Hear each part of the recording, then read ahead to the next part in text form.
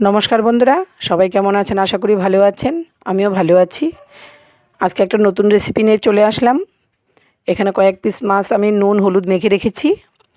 তারপরে এই পাশে আলু পটল কেটে রেখেছি, একটা টমেটোও কেটে রেখেছি। আজকে রুই মাছটা আমি আলু পটল দিয়ে করব। আলু পটল আর টমেটো দিয়ে করব। এইদিকে কিছু মশলা রেখেছি, আদা, পেঁয়াজ, লঙ্কা, টমেটো আর গোটা জিরে। এগুলো আমি একটু পেস্ট করে নেব। কড়াইতে তেলটা দিয়ে দিয়েছি।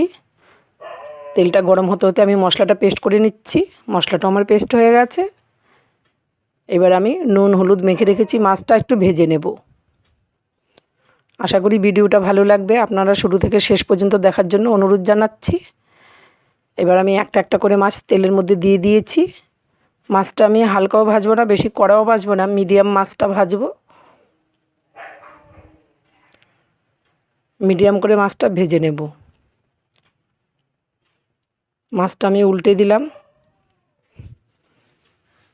মাছটা আমার ভাজা হয়ে গেছে, দেখতেই পাচ্ছেন আমি কীরকম করে মাছটা ভেজে নিয়েছি। তারপরে এই মাছ ভাজা তেলের মধ্যেই আমি কেটে রাখা আলুটা দিয়ে দেব। একটু দিয়ে দিলাম লবণ হলুদ। লবণ হলুদ দিয়ে মাছটা আমি লাল করে ভেজে নামিয়ে নিয়েছি। এবার পটলটা ভেজে নেব। সামান্য লবণ আর হলুদ দিয়ে দিলাম, দিয়ে পটলটা আমি লাল করে ভেজে নেব। এই মাছের ঝোলের মধ্যে পটলটা যদি একটু লাল করে ভাজা যায়, পটলটা খেতে খুব দারুণ হয়। আপনারা অবশ্যই এই রেসিপিটা যদি করেন, পটলটা একটু ভালো করে ভেজে নেবেন, খেতে দুর্দান্ত লাগে বন্ধুরা।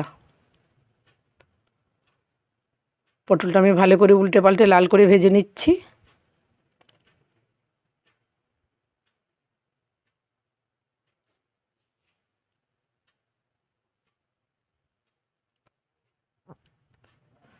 পটলটা আমার ভাজা হয়ে গেছে। এবার ওই তেলের মধ্যে আমি দিয়ে দিলাম গোটা জিরে, একটা কেটে রেখেছিলাম টমেটো, সেটাও দিয়ে দিলাম।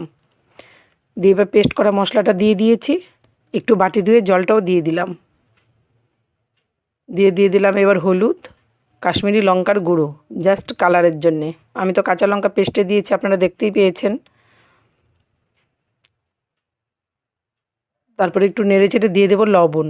লবণটা আমি পরিমাণ মতো কমই দিয়েছি, কারণ আলু পটলের মধ্যে আমার লবণ আগেই দেওয়া ছিল। দেখুন মশলা থেকে তেলটা কেমন আলাদা হয়ে গেছে। এবার আমি ভেজে রাখা আলু পটলটা দিয়ে দেব। ভেজে রাখা আলু পটলটা দিয়ে এবার ভালো করে মশলার সাথে কষিয়ে নেব, যাতে প্রত্যেকটা সবজির মধ্যে মশলাটা পুরো গায়ে লেগে যায়। দেখতেই পাচ্ছেন কত সুন্দর করে কষানো হয়ে গেছে।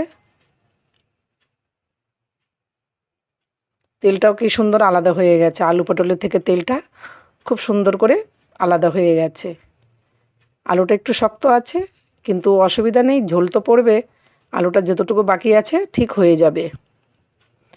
পাশে গরম জল বসিয়ে রেখেছিলাম, আমি গরম জলটা দিয়ে দিলাম। আপনারা অবশ্যই সব রান্নাতেই গরম জলটা ব্যবহার করবেন। গরম জলটা দিলে স্বাদ আরও দ্বিগুণ হয়ে যায়। এবার একটু ঢেকে দিলাম। ঢাকনাটা তুলে আবারও দেখাচ্ছি আপনাদের। দেখুন কত সুন্দর গ্রেভিটা হয়ে গেছে। এবার আমি ভেজে রাখা মাছটা দিয়ে দিলাম। ভেজে রাখা মাছটা দিয়ে এবার ভালো করে ঝোলের সাথে মাছটাকে আমি মিশিয়ে নেব। এর মধ্যে আর কিছুই দেবো না, সামান্য একটু গরম মশলা দিয়ে দিলাম, ব্যাস। আমি আর কিছুই দেবো না।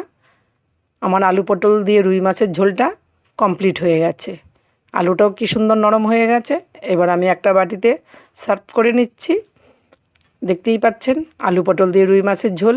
এই রেসিপিটা আপনাদের কেমন লাগলো? যদি ভালো লেগে থাকে প্লিজ একটু লাইক কমেন্ট শেয়ার করবেন। আমার পেজটাকে ফলো করে পাশে থাকবেন। যদি ভালো লেগে থাকে একটু কমেন্ট করে জানাবেন। আমি নতুন নতুন রেসিপি নিয়ে আপনাদের কাছে আবার চলে আসব। আপনারা সবাই ভালো থাকবেন, সুস্থ থাকবেন। আজ আসছি, টাটা।